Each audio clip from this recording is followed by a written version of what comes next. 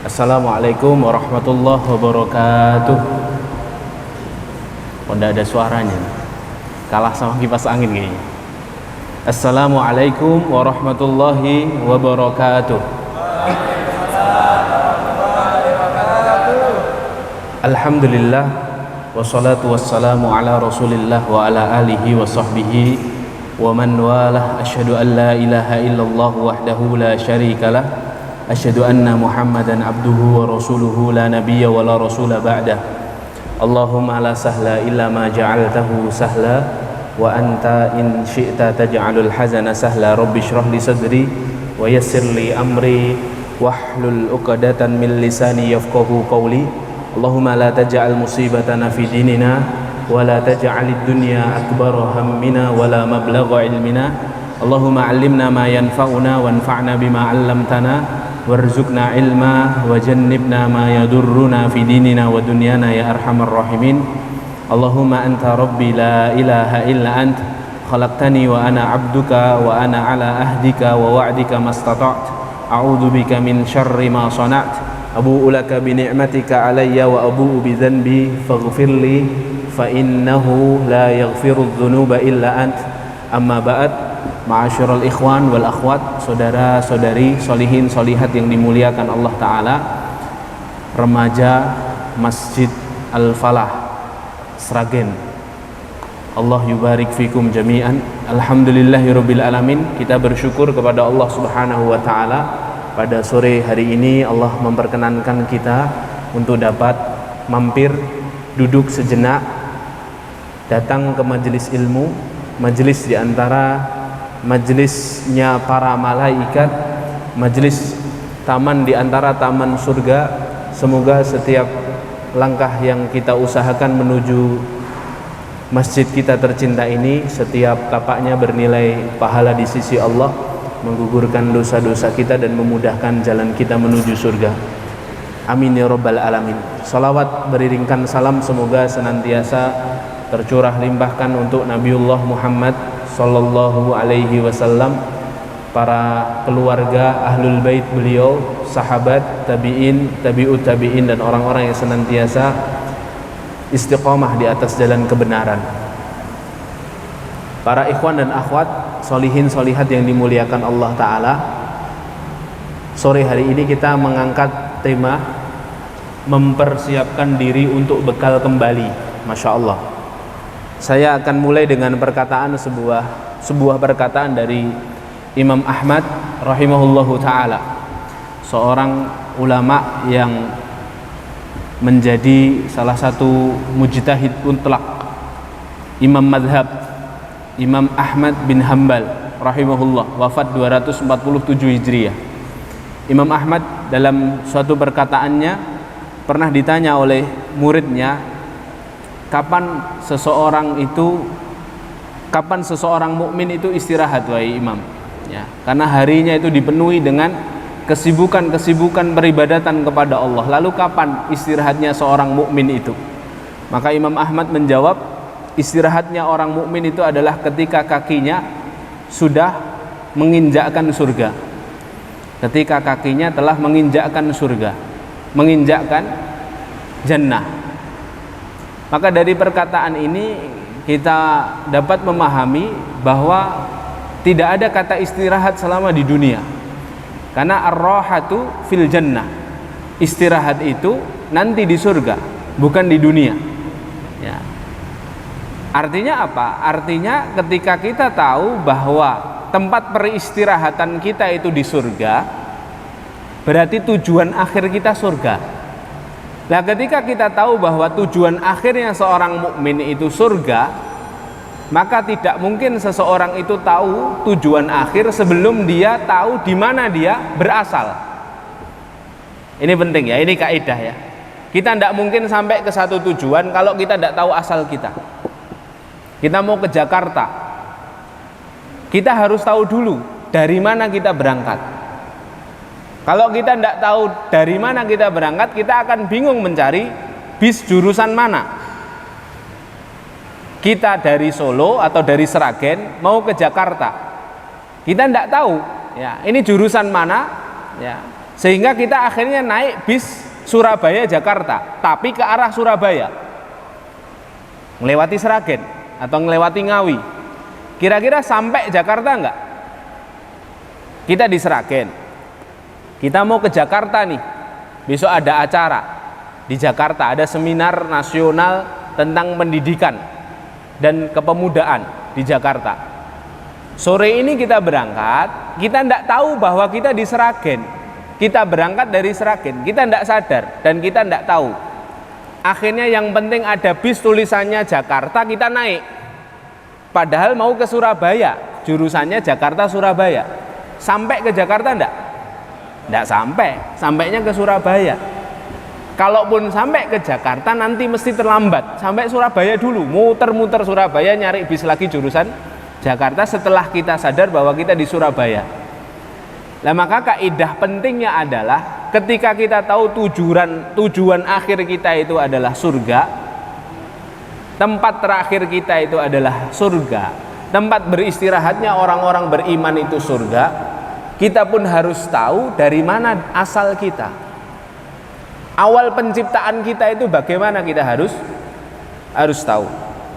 Makanya tadi kemarin saya minta panitia untuk menyediakan papan tulis. Saya sedikit ingin memberikan gambaran kepada teman-teman semuanya, ya, bahwa kita ini di dunia, ya, awal mula penciptaan manusia, ya, penciptaan manusia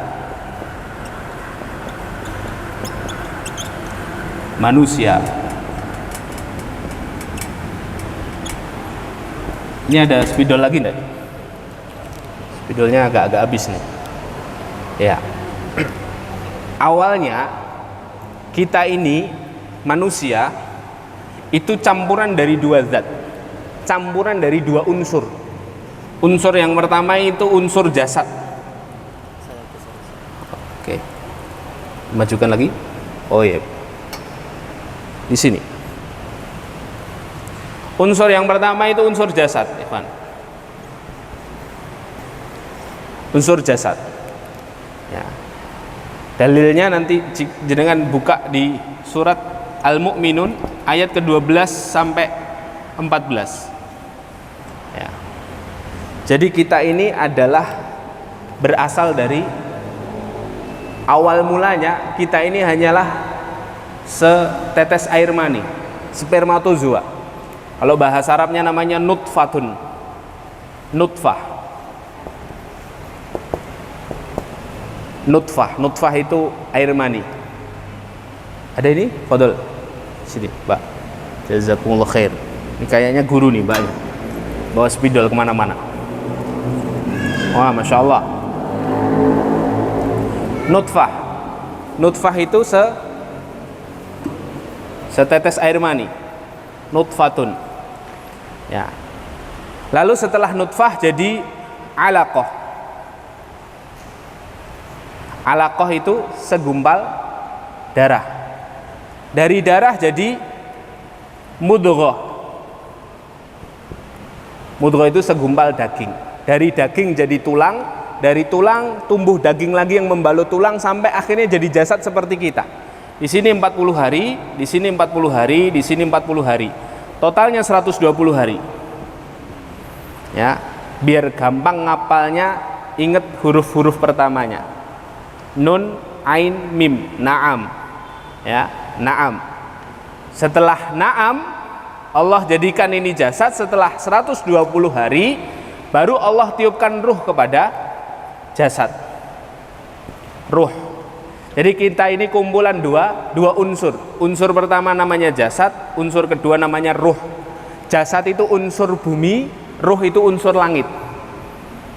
Makanya kita ini seringnya nanti saya akan jelaskan, kita ini saling tarik menarik. Yang satu nginget bumi terus, nginget dunia terus, karena ada unsur jasadnya. Yang satu diminta untuk ngingat Allah, unsur ruhnya. Makanya kadang kita ini condong kepada baik, kadang condong kepada keburukan. Lah ruh ini Allah sebutkan di dalam surah ke-7 ayat 172. Wa ashhadahum ala anfusihim alastu bi rabbikum qalu bala syahidna. Semua ruh dikumpulkan sama Allah sebelum ditiupkan ke jasad. Lalu Allah tanya kepada para ruh ini, alastu bi rabbikum, apakah kalian bersaksi bahwa aku adalah Tuhan kalian? Maka semua ruh berkata, bala syahidna, kami bersaksi ya Allah. Ya, jadi ruh itu semuanya beriman tadinya. Terus setelah 120 hari ditiupkan ke jasad. Ditiupkan ke jasad. Prosesnya antum lihat 23, 12 sampai 14. Ya. Ruh ketika ditiupkan ke jasad, mulailah di rahim itu bergerak-gerak. Ya, janin yang ada di rahim itu bergerak-gerak. Makanya seorang ibu ketika dia mengalami keguguran sebelum hari ke-120 atau sebelum 4 bulan, maka secara fikih ya, darah yang keluar setelah keguguran itu belum dinamakan darah nifas, tapi masih istihadhah, masih darah penyakit. Jadi dia tidak harus libur 40 hari, tapi itu darah istihadhah, dia tetap harus tetap sholat, karena belum jadi jasad yang bercampur ruh, belum jadi janin, belum jadi manusia. Nah, setelah 120 hari ruh gabung menjadi jasad, ya, disempurnakan Allah ruh dan jasad ini, ya, ruh dan jasad ini disempurnakan Allah jadi yang namanya nafs. Bahasa Arabnya nafsun, ya, nafsun.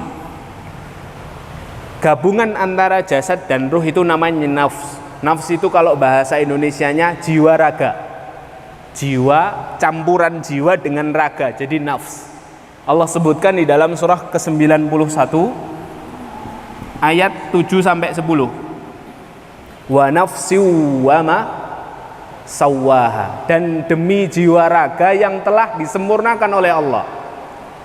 Ya, wa nafsi wa ma sawwaha. Jadi ini awal penciptaan kita, hadirin. Belum selesai ini. Kita harus paham dan sadar betul bahwa sekarang kita bisa melihat, lisan kita bisa berzikir, tangan kita bisa berbuat baik, kaki kita bisa melangkahkan ke tempat-tempat yang baik. Itu semuanya campuran antara dua unsur, jasad dan ruh. Ruh ini unsur langit. Ruh ini semuanya beriman kepada Allah. Hanya saja ketika bercampur dengan jasad, kondisinya jadi 50-50. Karena jasad ini unsur bumi. Makanya orang tua itu ketika ya punya anak di dalam kandungan istrinya, ayah punya anak atau suami istrinya sudah mengandung, ya harus berhati-hati betul memasukkan makanan ke dalam perut istrinya. Tidak boleh masuk makanan haram, tidak boleh masuk makanan syubhat. Apalagi setelah anaknya sudah lahir. Ya, jadi ini para calon ayah, calon suami, hal yang pertama harus diperhatikan adalah bagaimana dia memikirkan nafkah yang masuk ke dalam rumahnya, yang masuk ke dalam perut istri dan anak-anaknya adalah nafkah yang halal lagi thayyib. Para istri dan calon istri tugas utamanya adalah menfilter, menyaring semua nafkah yang diberikan suaminya masuk ke dalam rumah. Kalau jelas halalnya tidak apa-apa, langsung diolah jadi makanan, diolah jadi perabotan rumah tangga. Tapi kalau belum jelas kehalalannya, istri berhak menegur suami. Mas, ini kok tengah bulan kok sudah dapat uang segini banyak, dari mana ini mas? Boleh bertanya seperti itu dengan kalimat-kalimat yang santun. Oh, ini tadi dapat bonus dari bos. Padahal kerjaannya harusnya akhir bulan baru dapat gaji. Kalau belum tahu, sama-sama belum tahu hukumnya, tanyakan ke ahlul ilmi sehingga jelas ini barang halal atau tidak. Kalau halal silahkan dimasukkan ke dalam rumah, kalau haram hentikan sampai di depan rumah. Tanyakan dulu hukumnya kepada para ulama, karena itu sangat mempengaruhi jasad. Lah kalau ruh sudah bergabung dengan jasad, makanya Rasulullah katakan apa? Ya, kullu mauludin yuladu ala fitratin. Setiap anak yang lahir itu terlahir dalam keadaan fitrah. Fa abawahu, dan orang tuanya lah yang yuhawwidanihi, yang menjadikan dia Yahudi, yunassiranihi, yang menjadikan dia Nasrani, yumajjisanihi, yang menjadikan dia Majusi. Jasadnya ini dipengaruhi oleh orang tuanya. Ruhnya sebenarnya beriman, semuanya dalam keadaan fitrah beriman kepada Allah Subhanahu wa taala. Lah, jadi nafs, Allah bersumpah dengan nafs. Bahkan satu-satunya surat di dalam Al-Qur'an yang Allah bersumpah sampai 11 kali itu surah Asy-Syams. Cari di dalam Al-Qur'an tidak ada Allah mau menyampaikan sesuatu sumpah dulu sampai 11 kali. Cuman ada di surat apa? Asy-Syamsu. Asy-Syamsu. Surat apa? Surah Ad-Duha.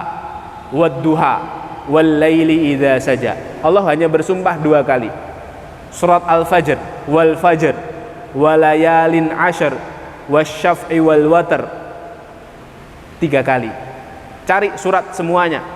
Yang paling banyak itu surat Asy-Syams. Kenapa surat Asy-Syams sumpahnya paling banyak, teman-teman? Karena isi sumpahnya sangat penting. Orang itu kalau bersumpah tujuannya apa? Untuk menekankan dan menguatkan isi sumpah. Iya atau enggak? Misalnya ini, saya bersumpah, wallahi pukul 4:04 Bapak Presiden akan datang gabung bersama teman-teman remaja Al-Falah ikut taklimnya Ustadz Umair. Apa tujuan saya bersumpah di awal? Untuk meyakinkan antum bahwa Bapak Presiden akan benar-benar datang. Biar antum percaya. Antum percaya enggak? Pak Presiden 5 menit lagi datang. Percaya enggak? Padahal saya sudah sumpah loh. Percaya enggak? Enggak, Ustaz. Enggak percaya walaupun antum sumpah. Baik. Bukan saya yang bersumpah. Rasulullah yang bersumpah. Misalnya kita ada di majelisnya Rasulullah duduk di tempat ini, lalu Rasulullah bilang begini, demi Allah, pemimpin negara ini akan datang 5 menit lagi membersamai kita. Kita percaya enggak sama Rasulullah? Ya karena Rasulullah saya percaya, Ustaz. Ya, kalau enggak percaya nanti saya enggak beriman. Ya. Rasulullah enggak bersumpah saja saya percaya, apalagi Rasulullah bersumpah. Lah, ini yang berkata bukan Rasulullah, bukan saya, bukan manusia biasa, bukan Rasulullah, tapi yang berkata Allah. Dan Allah mengawali perkataannya dengan sumpah. Berarti isi sumpahnya itu sesuatu yang sangat penting. Perhatikan di dalam Al-Quran, ini kaidah Quraniyah ya. Kaidah dalam ulumul Quran, Allah kalau bersumpah kepada satu makhluk atau beberapa makhluk, isi sumpahnya itu mesti sesuatu yang urgen, suatu yang sangat penting. Ya. Saya misalkan ya, surat Ad-Duha tadi, wad-duha wal laili idza saja, demi waktu duha, demi malam hari yang gelap gulita. Jadi Allah bersumpah dengan 2 makhluknya, waktu duha dan malam hari. Ayat ketiganya itu isi sumpahnya pasti sesuatu yang sangat penting. Apa isi sumpahnya? Ma wadda'aka rabbuka wa ma qala. Muhammad, Rabbmu tidak akan pernah meninggalkanmu dan tidak akan pernah membuatmu gila. Ayat ketiga itu turun, ayat 1 sampai surat Ad-Duha itu turun ketika wahyu itu pernah sempat putus 6 bulan. Jadi Rasulullah itu pernah mengalami satu masa tidak dapat wahyu selama 6 bulan. Coba antum bayangkan. Jadi tidak dapat wahyu 6 bulan. Biasanya wahyu turun, ada masalah turun gitu ya, ngasih solusi, ayat turun, dapat ilham, dapat apa? Dapat surat cinta dari Allah melalui malaikat Jibril. Lah ini kok 6 bulan tidak pernah turun. Sampai para sahabat itu tanya ke Rasulullah, ya Rasulullah, apa ayat setelah ini? Apa wahyu sudah turun ya Rasulullah? Rasulullah tidak bisa jawab. Karena apa? Karena memang belum turun. Sampai akhirnya berita tidak turunnya wahyu itu viral di kalangan orang-orang kafir Quraisy. Nah, orang kafir Quraisy seneng, ya Muhammad nih sudah mulai ditinggalkan Tuhannya. Sampai Ummu Jamil, istrinya Abu Lahab, ya, datang di mukanya Nabi Muhammad, di hadapannya Nabi Muhammad dan berkata, ayatrukuka syaitonuk ya Muhammad, apakah setanmu sudah meninggalkanmu wahai Muhammad? Kok kamu kehabisan bahan mengarang ini? Sampai Nabi Muhammad itu saking stresnya naik turun bukit. Siapa tahu wahyu turun di bukit, turun lagi. Dan kepanikannya Nabi Muhammad itu disaksikan oleh orang-orang kafir Quraisy 6 bulan hadirin. Coba antum bayangkan, ya, antum sangat mencintai seseorang, ya, biasanya WA-an, terus malam hari jam 10 malam WA, Instagram, Facebook down, ya, sampai jam 8 pagi. Galau nggak itu? Galau hadirin, ya. Biasanya ngabarin pagi hari, gitu ya. Antum yang sudah menikah maksudnya ya. Kalau yang belum nikah jangan, ya.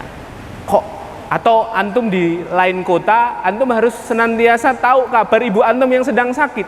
Tiba-tiba tidak ada kabar. Nggak cuma 1 hari 2 hari, 6 bulan coba. Rasulullah terputus 6 bulan, sampai setelah 6 bulan Allah turunkan surat Ad-Duha. Wad-duha, demi waktu duha. Wal laili idza saja, demi waktu malam yang gelap gulita. Ma wadda'aka rabbuka wa ma qala. Muhammad, tenangkan dirimu, sesungguhnya sekali-kali Rabbmu tidak akan meninggalkanmu dan Rabbmu tidak akan membuatmu gila. Jadi Allah ingin mengatakan, aku selalu berada bersamamu wahai Muhammad. Diawali dengan sumpah dulu. Karena apa? Karena isi sumpahnya sesuatu yang penting, sehingga melegakan Nabi Muhammad SAW. Surat Ad-Duha dan surah Alam Nasrah itu datang satu paket. Alam nasrah laka sodrok, ya, apakah tidakkah kami melapangkan dadamu wahai Muhammad, ya, tidakkah kami mengangkat bebanmu wahai Muhammad. Itu untuk pelipur laranya Nabi Muhammad setelah apa? Setelah wahyu terputus 6 bulan, ya. Makanya para ulama itu kadangkala memberikan contoh ketika sholat, ya, sholat jahar, sholat maghrib, isya atau subuh, itu boleh kita membaca surat Ad-Duha dan surah Alam Nasrah, surah Al-Insyirah secara bersamaan, karena memang 2 surat ini turunnya secara bersamaan langsung sebagai hiburan tasliyah untuk Nabi SAW, ya. Nah, itu contoh bahwa kalau diawali dengan sumpah mesti sesuatu yang sangat penting sekali. Lah di dalam surah Asy-Syams ini tidak hanya 1-2 sumpah, ada 11 sumpah kalau kita hitung. Wasyamsi waduhaha, wal qamari idza talaha, wan nahari idza jallaha, wal laili idza yaghsha, was samai wa ma banaha, wal ardi wa ma tahaha, sampai akhir wa nafsi wa ma sawwaha. Isi sumpahnya di ayat ke-8. Coba antum buka surah 91 ayat ke-8. Apa isi sumpahnya? Fa'alhamaha fujuraha wa taqwaha, ya, maka kami ilhamkan atau Allah ilhami, hanya kembali ke nafs. Setiap jiwa raga itu 2 kecondongan. Kecondongan untuk berbuat fajir dan kecondongan untuk berbuat takwa. Ini penting ya, kita harus tahu. Kaidahnya kembali kepada tadi. Kalau kita mau tahu jalan menuju tujuan, kita harus tahu dulu asal mula kita. Ya. Analoginya semudah tadi. Kalau kita mau ke Jakarta, kita harus sadar dan tahu bahwa kita di Sragen. Kalau tidak tahu nanti salah jurusan. Ya, kita pun tidak tahu bekalnya harus seberapa banyak. Ya, kita ternyata cuma bawa uang 50.000. Padahal Sragen Jakarta misalnya 200.000. Dari tahu asal mula kita ini, kita akan tahu bagaimana cara menggapai tujuan. Nah, ini kaidah pada sore hari ini. Nah, teman-teman yang dimuliakan Allah, barakallahu fikum, Allah bersumpah dari ayat 1 sampai 7. Di ayat ke-8-nya Allah menginformasikan isi sumpahnya. Isi sumpahnya apa? Fa'alhamaha fujuraha wa taqwaha. Kami ilhami dua kecondongan. Jadi manusia itu pilihannya cuma 2 ini hidup-hidupnya. Kalau tidak fajir, takwa. Kalau tidak dosa, fajir itu kecenderungan untuk berbuat maksiat. Takwa ini kecenderungan untuk taat. Ya. Jadi dua saja, mau fajir atau takwa. Jadi pilihan hidup kita ini dua, ikhwan akhwat yang dimuliakan Allah. Langkah-langkah menuju keridhaannya Allah atau langkah-langkah menuju kemurkaannya Allah. Langkah-langkah menuju surga atau langkah-langkah menuju neraka. Sudah dua saja, tidak ada pilihan yang ketiga. Netral itu dalam agama ini tidak ada. Golput itu tidak ada dalam agama ini. Ya. Berpihak kepada kebenaran atau berpihak kepada kebatilan, sudah. Ya. Hatta ketika kita diam ini, antum dari tadi kan diam kan? Ya, ada yang nyatet, ada yang bengong, ada yang diam, atau kita siang-siang nggak ada kerjaan diam. Diam itu, diamnya seorang mukmin antara dua saja, jadi pahala atau jadi dosa. Kalau diamnya dia sambil zikir mengingat Allah, jadi pahala. Kalau diamnya sambil dia meremehkan orang, ya, nginget orang, terus akhirnya dia merendahkan orang lain, ujub, jadi dosa. Ya. Hatta tidurnya seorang mukmin itu antara pahala dosa. Kapan tidur itu bisa jadi pahala? Kapan? Ketika kita sebelum tidur niat agar tidur kita ini bisa mengistirahatkan tubuh dan badan kita agar kita lebih khusyuk sholatnya, jadi pahala. Atau ketika kita tidur kita niat tidur saya agar saya tidak sibuk bermaksiat, jadi pahala. Dulu ada seorang ulama namanya Abu Yazid Al-Bustami. Abu Yazid Al-Bustami. Ini saya duduk ya, capek juga ya ternyata ya, berdiri. Ada ulama namanya Abu Yazid Al-Bustami, teman-teman. Abu Yazid Al-Bustami rahimahullah. Beliau ini dulu bercerita, saya ketika semangat-semangatnya dalam keimanan, saya setiap malam bangun malam, sholat malam. Ketika saya bangun sholat malam di sepertiga malam, saya lihat teman-teman saya tidur semua. Selesai sholat malam, saya mulai merendahkan mereka. Ini orang kok malamnya buat tidur, bu koyok saya, malamnya munajat sama Allah, malamnya sholat malam, berdoa sama Allah. Selesai itu dia tidur. Ditidur, dia mendengar suara, wahai Abu Yazid Al-Bustami, kamu tahu tidak, orang yang tidur di kanan kirimu itu pahalanya lebih banyak di sisi Allah dibandingkan dirimu yang sholat malam. Protes akhirnya Abu Yazid dalam mimpinya, loh kok bisa? Wong saya sholat malam, mereka tidur. Ya. Apa kata suara ini? Iya, karena mereka tidurnya itu untuk meninggalkan kemaksiatan. Karena biasanya kalau mereka bangun, biasanya mereka begal orang. Ya. Mereka biasanya ngambilin harta orang. Tidurnya untuk meninggalkan kemaksiatan. Maka pahalanya dari mulai tidur pertama sampai bangunnya jadi pahala. Tidurnya jadi pahala. Lah kamu ini bangun sekali aja ngeremehin orang, ujub sama amalanmu, tidak jadi pahala. Ya. Lah kadang-kala dengan tidur saja kita bisa memperoleh pahala. Makanya sekali lagi, hidup kita itu antara satu, takwa atau fujur. Karena Allah beri dua kecenderungan ini. Ketika Allah menyempurnakan nafs, Allah beri dua kecenderungan ini. Ya. Mau takwa atau mau fujur. Lanjutkan ayatnya. Ayat 8, ayat 9. Falhamaha fujuraha wa taqwaha qad aflaha man zakkaha.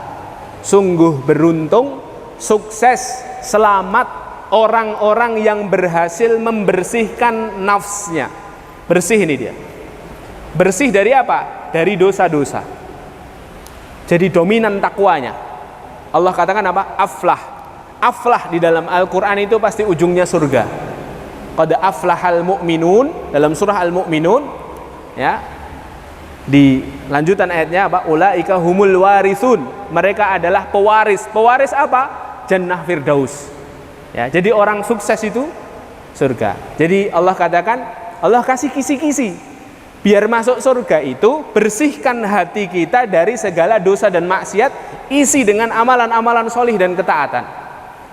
Ayat ke-10-nya dikasih kisi-kisi kedua. Kisi-kisi keduanya apa? Wa qad khaba man dassaha. Dan sungguh bangkrut, rugi, celaka, sengsara, binasa orang yang mengotori jiwanya. Ini kotor nih. Kotor dengan apa? Kefajiran, kemaksiatan. Jadi teman-teman yang dimuliakan Allah, ini cara berpikir kita pertama. Kalau kita mau tahu tujuan, kita harus tahu asal mula kita. Asal mula kita itu dari setetes air mani yang hina, lalu berkembang menjadi jasad, ditiupkan oleh ruh, ditiupkan Allah, ruh berkembang menjadi nafs, jiwa raga. Jiwa raga yang Allah berikan, Allah beri dua kecondongan, fajir atau takwa, dosa atau taat. Pilihannya cuma dua ini. Bahkan isyarat yang sangat jelas menjelaskan kepada kita bahwa peluang kita masuk surga dan peluang kita masuk neraka itu 50-50. 50-50. Karena iman itu tidak bisa diwarisi. Seorang ayah, kiai, ustadz, ulama besar, allamah punya anak, imannya orang tuanya tidak bisa diwariskan ke anaknya. Banyak cerita kan, kiai anaknya preman, anaknya ahlul maksiat. Sebaliknya ada yang orang tuanya itu ahlul maksiat, hidupnya itu dipenuhi dengan kemaksiatan, tapi ternyata anaknya anak yang solih, mendapatkan kebenaran. Karena memang apa? Ini urusan kita pribadi-pribadi. Ini urusan kita pribadi-pribadi, ya. Dan Allah isyaratkan, ya dua ini tinggal milih yang mana yang banyak, ya. Yang banyak yang masuk surga. Mulai kapan? Mulai masa balik kita. Mulai masa balik. Masa balik itu usia berapa, teman-teman? Ada yang tahu? Angkat tangan. Dapat hadiah dari saya. Ini hadiah kan? Hah? Hadiah yang lain kalau gitu. Saya juga menyediakan hadiah ini. Masa balik usia berapa? Yang tahu angkat tangan. Antum mau apa? Buku The Journey to Xinjiang? Atau mau Al-Quran Madinah? Saya bawa juga. Al-Quran Saku, antum punya? Ayo. Masa balik itu usia berapa? Madzhab Syafi'i. Angkat tangan dulu saya. Hah? 7 tahun. Belum tepat. 15 tahun. 15 tahun. Laki-laki perempuan? Kalau perempuan? Nah, tapi sudah mendekati kebenaran. Antum pilih mana? Pilih, maju ke depan. Usia balik dalam madhab Syafi'i, dua-duanya aja sih. Dua-duanya buat antum. Karena antum Masya Allah, ya. Usia balik dalam madhab Syafi'i itu 15 tahun. Jalan 16 itu sudah balik, ya. Kecuali anak laki-laki yang sudah mimpi basah di atas usia 9. Misalnya 10 tahun mimpi basah. Nah, setelah mimpi basah dia mulai balik. Perempuan di atas usia 9 sudah haid. Nah, itu sudah dia mulai balik. Kalau belum mimpi basah, belum haid sampai usia 15, jalan ke 16 dia mulai balik, ya. Lah, ini dihitungnya sejak masa balik sampai kita meninggal dunia. Hitung-hitungan ini dimulai. Dan peluangnya 50-50. Apa buktinya 50-50, Ustaz? Ya ini ayat ke-8 ini sudah paling jelas. 8, 9, 10. Kalau belum jelas saya perjelas lagi. Di dalam Al-Quran Allah itu menyebutkan dua makhluk selain manusia dan jin. Makhluk yang lain apa? Syaitan dan malaikat. Dosa itu selalu yang ngajak syaitan kan? Asyaitonu. Ini kan tulisannya. Asyaitonu. Taat itu selalu yang mengajak malaikat. Al-malaika. Makanya di majelis ilmu seperti ini ada para malaikat mengitari kita dari tadi. Mengepakkan sayapnya, tanda ridhonya mereka kepada para penuntut ilmu kan. Wa haffathumul malaika. Ya. Antum tahu enggak? Di dalam Al-Qur'an kata syaitan itu diulang Allah 88 kali. Kata malaikat diulang Allah 88 kali. Kefajiran selalu mengingatkan kita kepada dunia, ad-dunia. Takwa selalu mengingatkan kita kepada al-akhirah. Di dalam Al-Quran Allah sebutkan dunia, kata dunia itu 115 kali. Kata akhirat 115 kali. Apakah ini suatu kebetulan? Tidak. Ini isyarat yang sangat kuat dari Allah bahwa manusia itu pilihannya yang ya dua saja, akhirat atau hanya mikirkan dunia. Ya, pilih berbuat taat atau bermaksiat kepada Allah, surga atau neraka. Ya. Nah, ini konsep pertama kita. Teman-teman yang dimuliakan Allah, barakallahu fikum. Bahwa kalau kita mau sampai kepada tujuan kita, tempat kembali kita, yang harus kita lakukan adalah kita mengenal asal mula kita. Asal mula kita apa? Asal mula kita adalah kita diberikan Allah Subhanahu wa taala dua kecondongan. Dominan dalam ketakwaan atau dominan dalam kemaksiatan kepada Allah Subhanahu wa taala.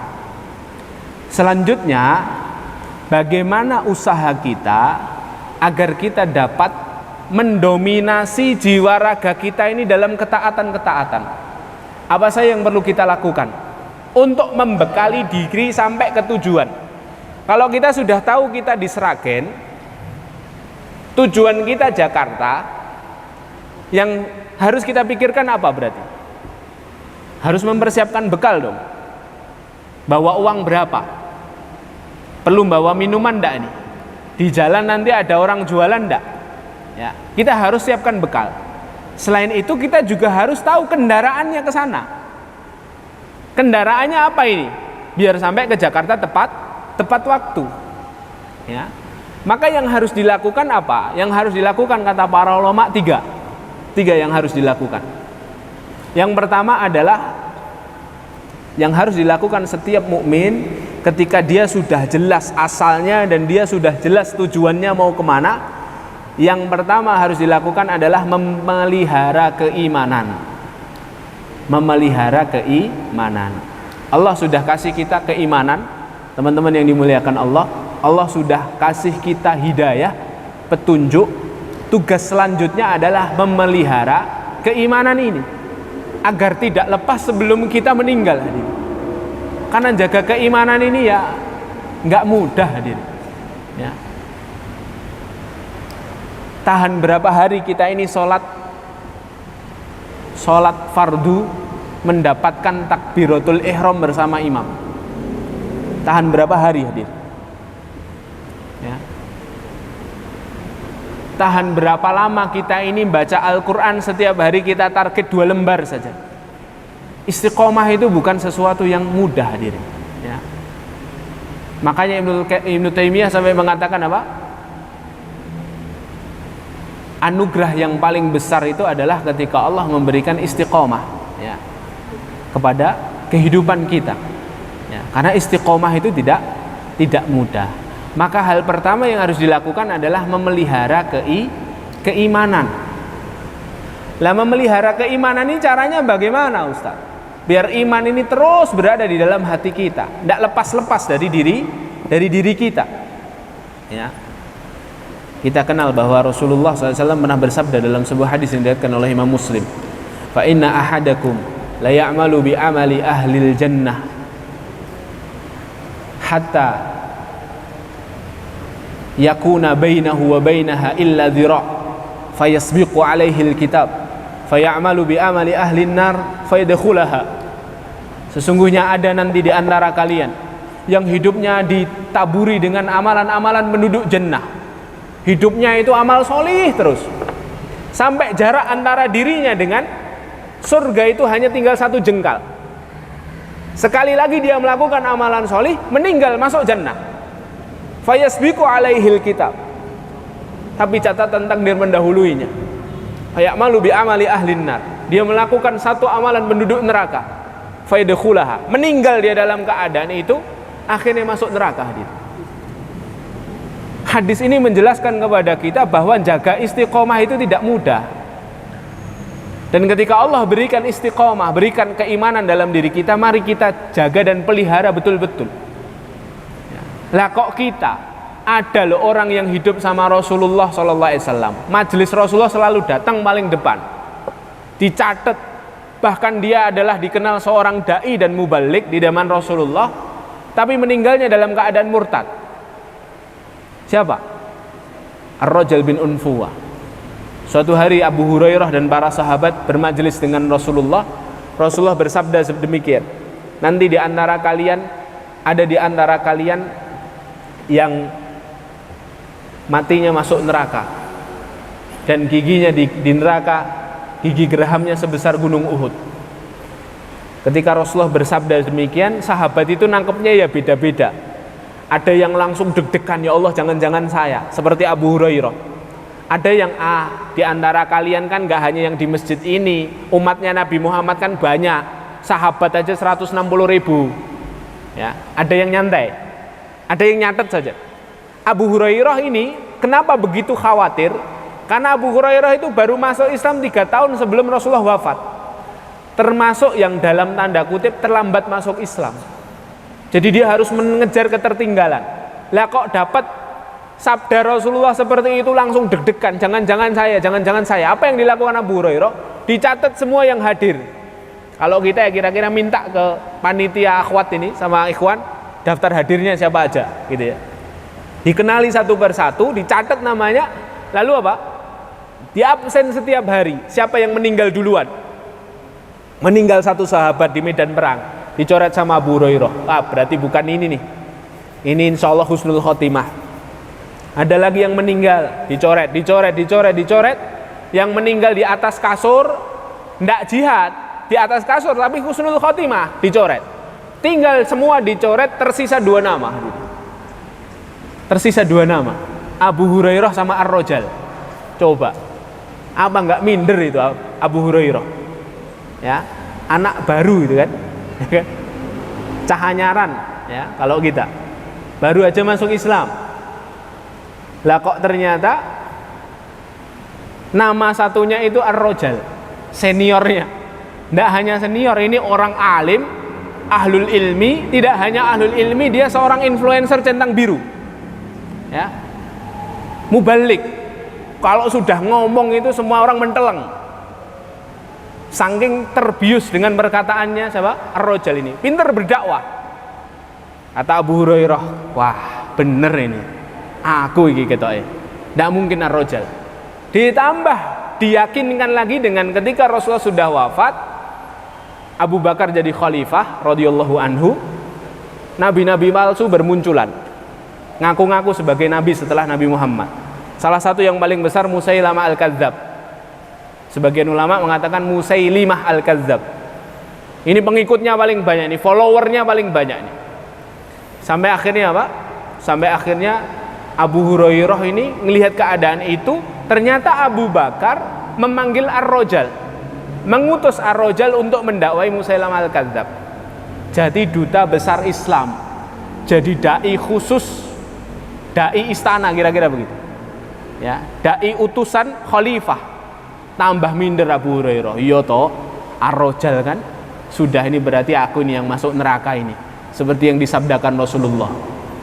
Akhirnya Ar-Rajal berangkat, diutus untuk mendakwai Musailamah. Musailamah di markasnya, di Yamamah, dia tahu, wah yang diutus Muhammad, yang diutus Abu Bakar, Ar-Rajal ini kawan lamaku ini, influencer centang biru katanya. Ya, wah, gak akan aku sia-siakan. Aku pingin jadikan dia pengikutku. Kalau dia sudah jadi pengikutku, bakal tambah banyak ini pengikutku. Dia kan influencer. Ya. Akhirnya apa? Akhirnya Ar-Rajal datang, belum sempat mendakwai Musailamah, oleh Musailamah sudah ditawari macam-macam. Ya Ar-Rajal, kawan lamaku, apa kabarmu? Berapa istri yang kamu mau? Aku nikahkan kamu dengan wanita-wanita tercantik pengikutku. Berapa pertokoan yang kamu mau, kamu ambil. Berapa harta yang kamu mau, kamu ambil. Tapi syaratnya satu. Apa syaratnya? Kata Ar-Rajal, pindah dari agamanya Muhammad jadi pengikutku. Murtad hadirin, Ar-Rajal bin Unfur. Kabar Ar-Rajal murtad sampai ke Madinah. Abu Bakar As-Siddiq mengucapkan kalimat istirja, inna lillahi wa inna ilaihi raji'un. Berita sampai ke Abu Hurairah. Abu Hurairah sujud syukur hadirin. Ya Allah, jebole iki toh yang dimaksudkan Rasulullah ketika itu ya. Jadi ada hadirin orang yang bahkan dekat sekali dengan Rasulullah tapi ternyata tidak berhasil menjaga hidayah yang Allah berikan ya. Kalau ini orang ketemu Rasulullah dan para sahabat saja bisa begitu, apalagi kita hadirin. Kalau kita tidak memelihara keimanan dan menjaga keimanan kita, habislah kita. Ya, sulit menjaga keistiqomahan itu. Makanya kalau kita ingin membekali diri kita sampai kepada tujuan, yang pertama pelihara keimanan kita. Caranya bagaimana, Ustaz? Caranya yang pertama, ya, yang paling penting, kita harus mengetahui kondisi iman kita. Banyak orang itu mau istiqomah tapi tidak pernah tahu kondisi imannya. Lagi naik apa lagi turun. Ya. Antum ini kalau saya tanya, sekarang lagi naik apa lagi turun? Ada yang berani jawab enggak? Harus tahu. Kita harus tahu hadirin kondisi iman kita.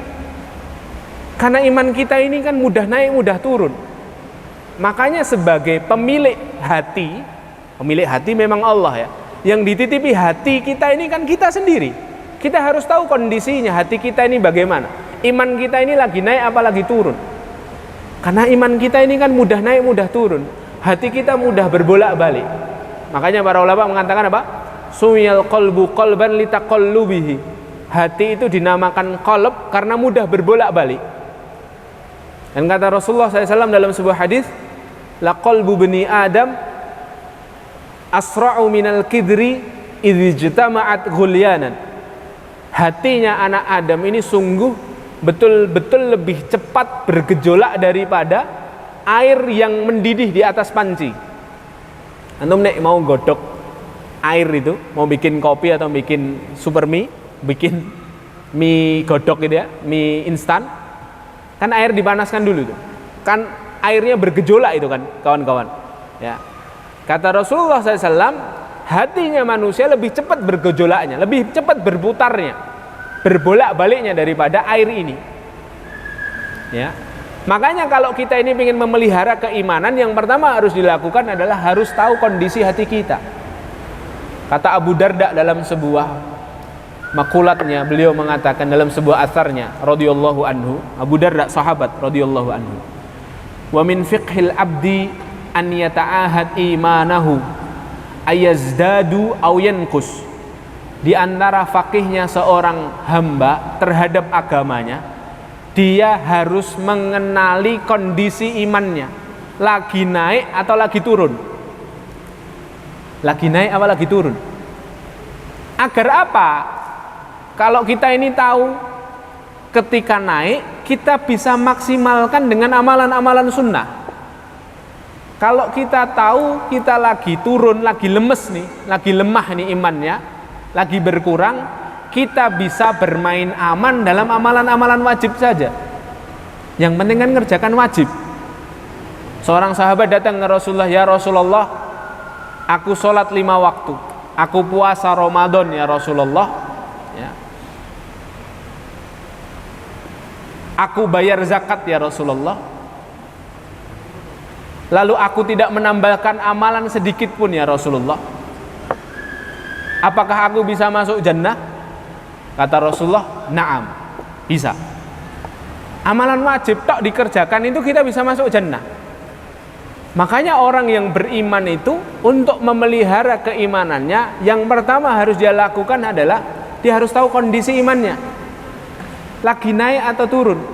Kata para ulama, kalau imanmu lagi naik, dipenuhi ketaatan, maksimalkan dalam amalan-amalan sunnah. Kalau imanmu lagi lemah dan lagi berkurang, maka bermain amanlah dengan amalan-amalan wajib. Jangan keliru ketika lagi lagi naik, kita malah hanya jaga amalan-amalan wajib saja. Ya, atau malah kita berlebihan dalam beramal.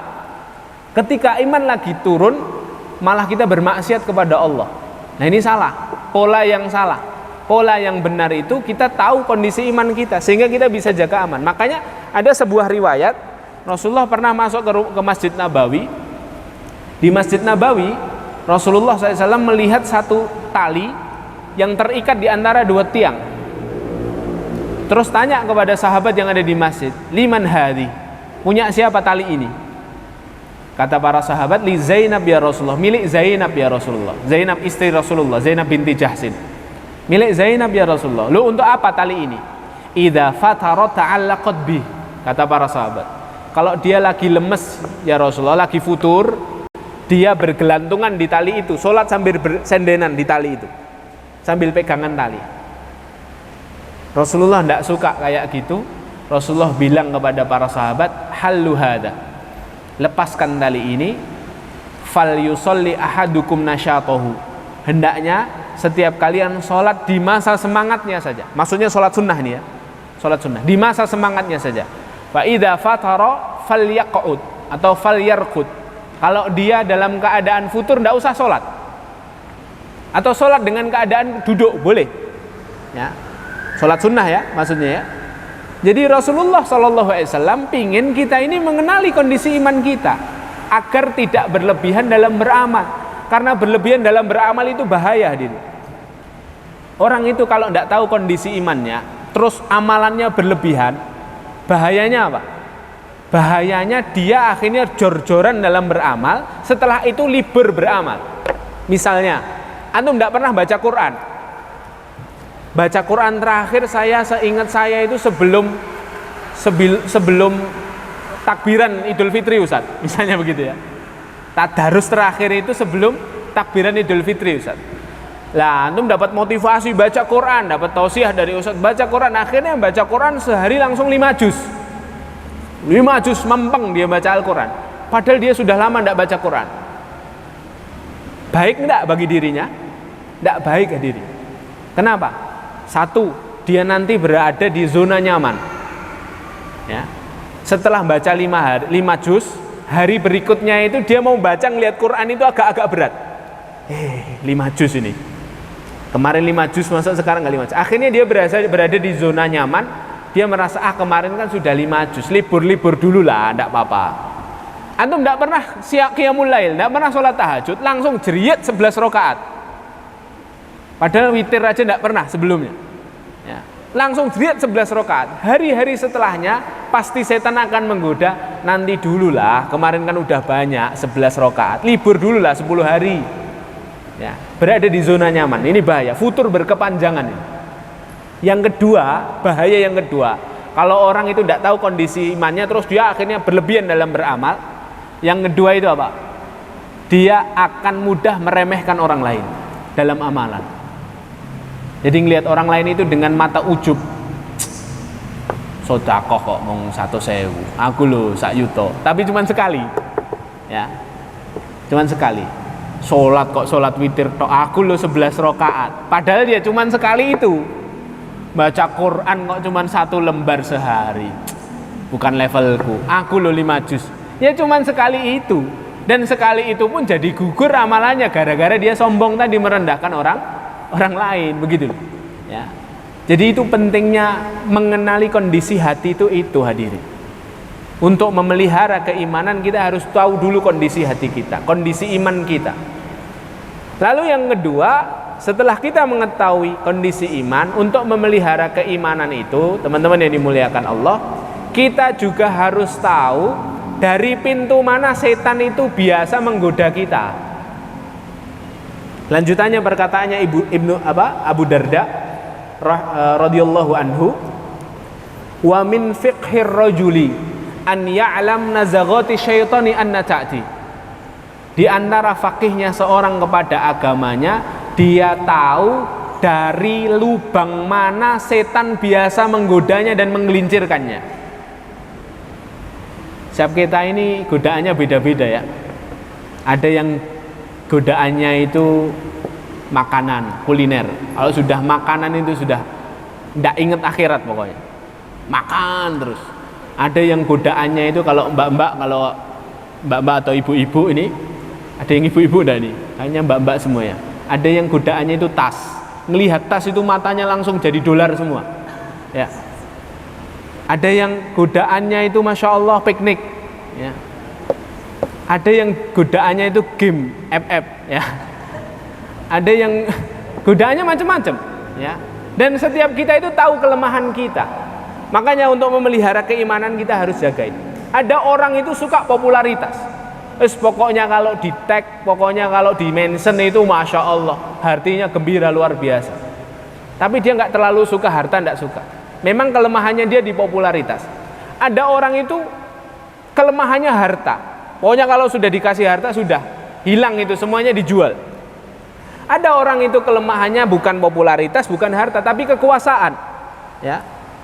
Sampai akhirnya kekuasaan dikasih, langsung dia hilang semuanya, bahkan agamanya dilepaskan. Ada yang nggak kekuasaan, ada yang nggak popularitas, tapi yang terakhir apa? Ternyata dia mudah tergoda dengan wanita atau tergoda dengan lawan jenisnya. Ada, dan setiap kita punya kelemahan masing-masing.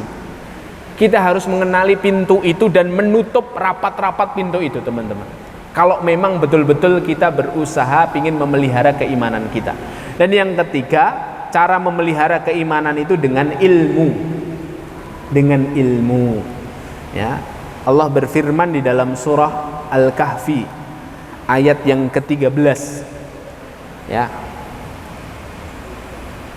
Innahum fityatun amanu bi rabbihim wazidnahum huda.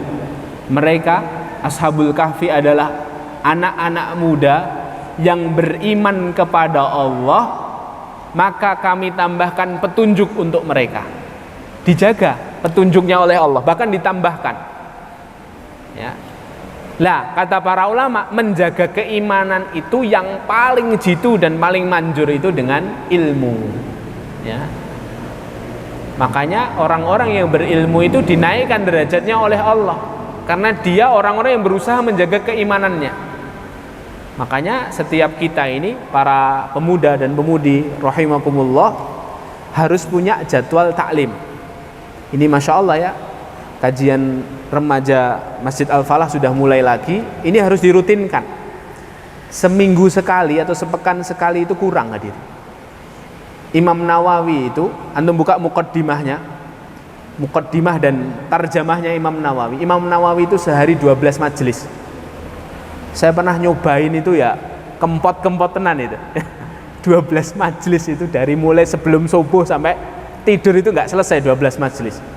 Dan nggak sempat makan itu mungkin. Imam Nawawi kan bilang, ya, aku pernah tidur tidak menempelkan atau tidak merebahkan tubuhku di atas kasur selama 2 tahun. Hadir.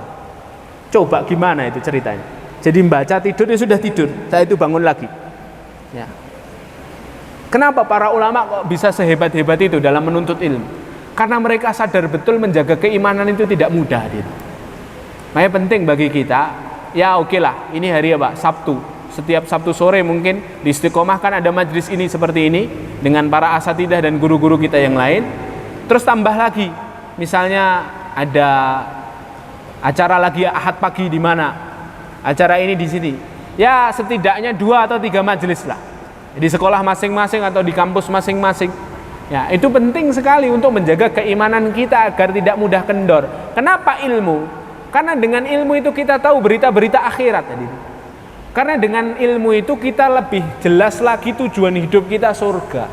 Asal muasal kita itu sesuatu yang hina, semuanya atas kuasa Allah diciptakan, dan kita akan dikembalikan sesuai dengan amalan kita masing-masing. Ya. Lah ini hadirin dimuliakan Allah, ini yang pertama. 3 ya, masih kurang berapa menit? 8 menit ya. Berarti kurang 2 lagi, 4 menit, 4 menit. Ya. Yang kedua adalah meleburkan diri atau menyibukkan diri dalam ibadah. Menyibukkan diri dalam ibadah. Sebenarnya banyak tipsnya, saya kasih satu saja agar kita sibuk dalam beramal sholih. Kuncinya satu saja, rubah kegelisahan kita dari memikirkan dunia menjadi kegelisahan kita memikirkan akhirat. Kalau mau hidupnya 24 jam sibuk dalam ketaatan, kegelisahannya harus dirubah. Dari yang mikirkan karir, mikirkan dunia, mikirkan pekerjaan, kuliah, gelar dan lain sebagainya, rubah kegelisahannya jadi kegelisahan akhirat. Ganti kacamatanya dari kacamata dunia jadi kacamata akhirat. Jadi melihat segala sesuatu itu pakai nilai akhirat. Sampai hal yang terkecil sekalipun. Ini air minum ini, kalau pakai nilai akhirat, Masya Allah, Bismillahirrahmanirrahim, dapat pahala.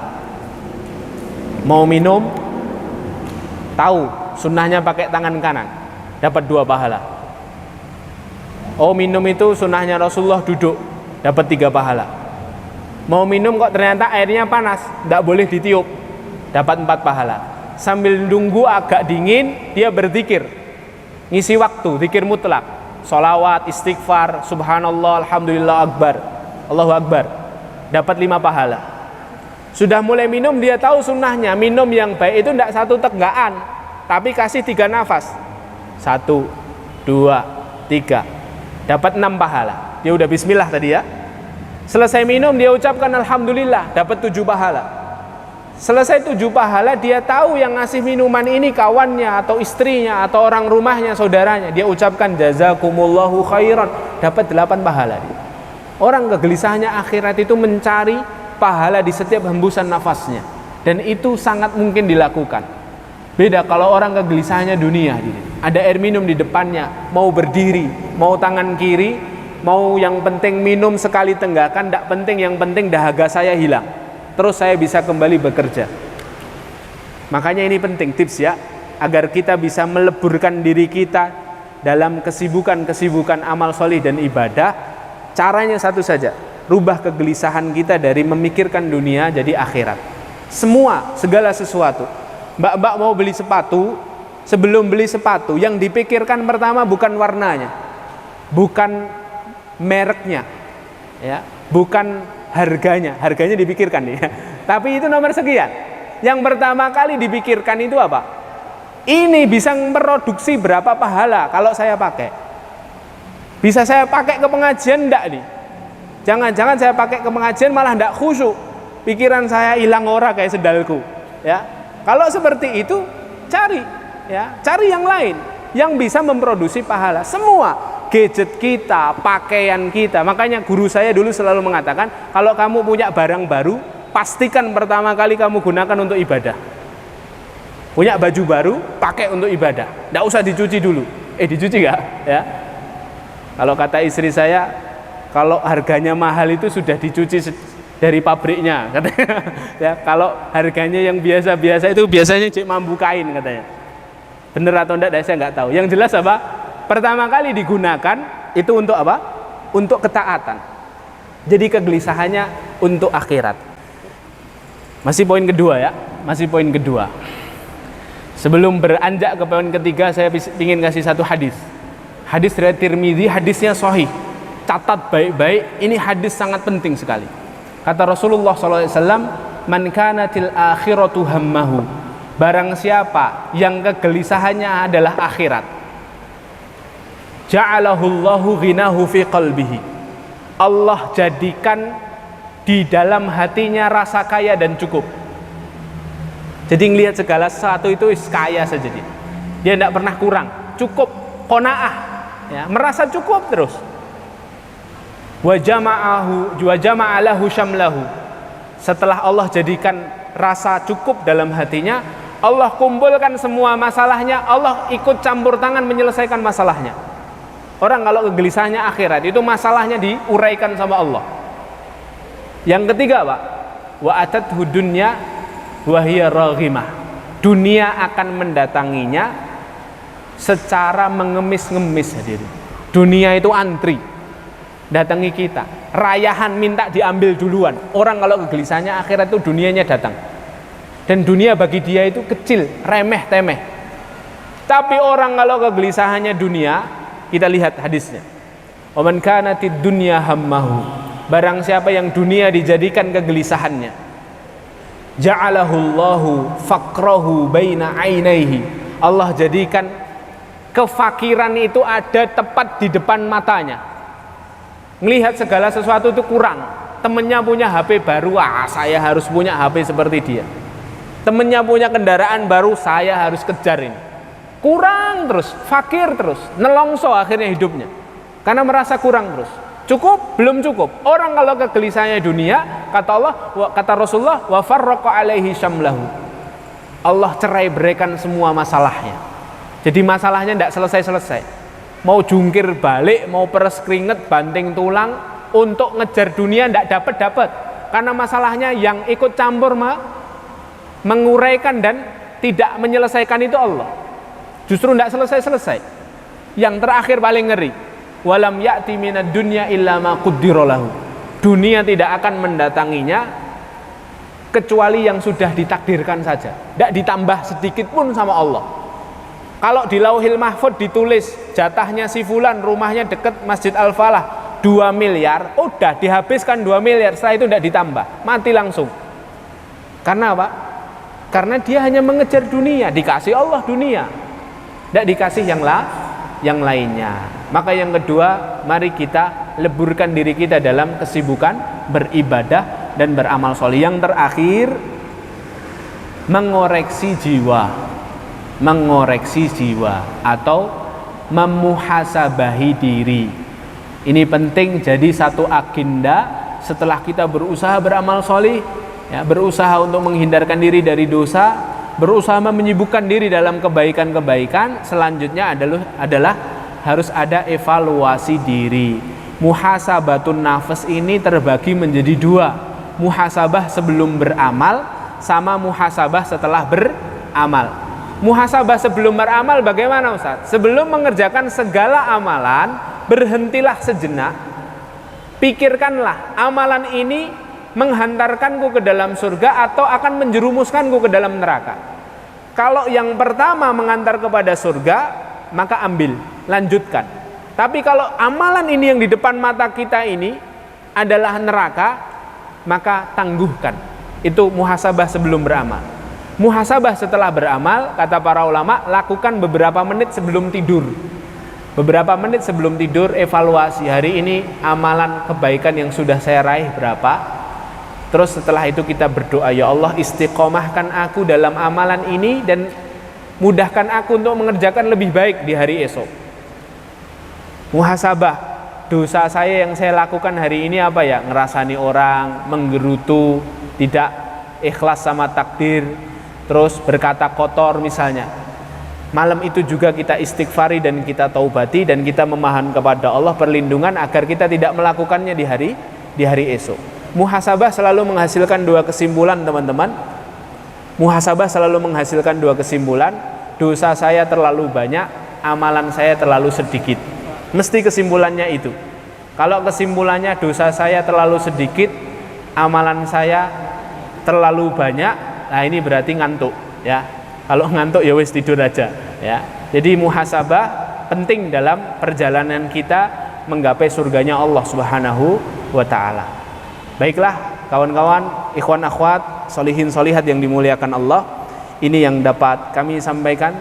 Semoga nasihat ini bermanfaat untuk saya Al-Fakir dan untuk ikhwan akhwat a'azzakumullah jami'an, agar kita bertambah kesemangatan kita dalam menggapai keridhaan Allah Subhanahu wa taala dan menggapai surganya Allah. Saya berdoa kepada Allah semoga ini bukan pertemuan yang terakhir antara saya dan antum semuanya. Jika ini pertemuan yang terakhir, maka semoga pertemuan selanjutnya ada di surganya Allah taala. Subhanakallahumma bihamdika asyhadu an la ilaha illa anta astaghfiruka wa atubu ilaik. Saya kembalikan kepada pembawa acara. Assalamualaikum warahmatullahi wabarakatuh.